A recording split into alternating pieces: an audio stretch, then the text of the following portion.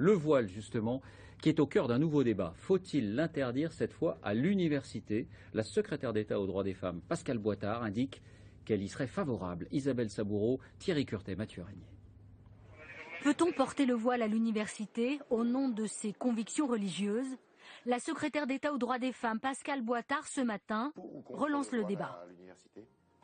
Moi, je n'y suis pas favorable, même si ce n'est pas une obligation. Vous êtes contre? Oui. Vous êtes contre le port du voile à l'université? Je pense que l'université, c'est aussi un lieu où on doit pouvoir parler de tout constamment. Et je ne suis pas sûre que le voile fait partie même de l'enseignement supérieur. Pourtant, le voile est bien autorisé à l'université où les étudiants sont majeurs. Et voilés ou pas, dans cette faculté en région parisienne, globalement, personne ne s'y oppose.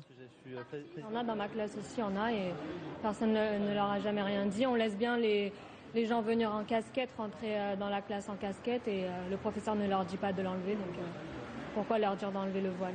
Avant, je portais pas le voile, je me suis reconvertie.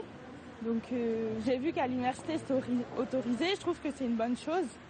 Chacun a sa culture, sa religion. C'est leur liberté, justement, je trouve. C'est pas un acte terroriste que de porter son voile. Mais ces derniers mois, plusieurs enseignants ont refusé de faire cours devant des étudiantes voilées.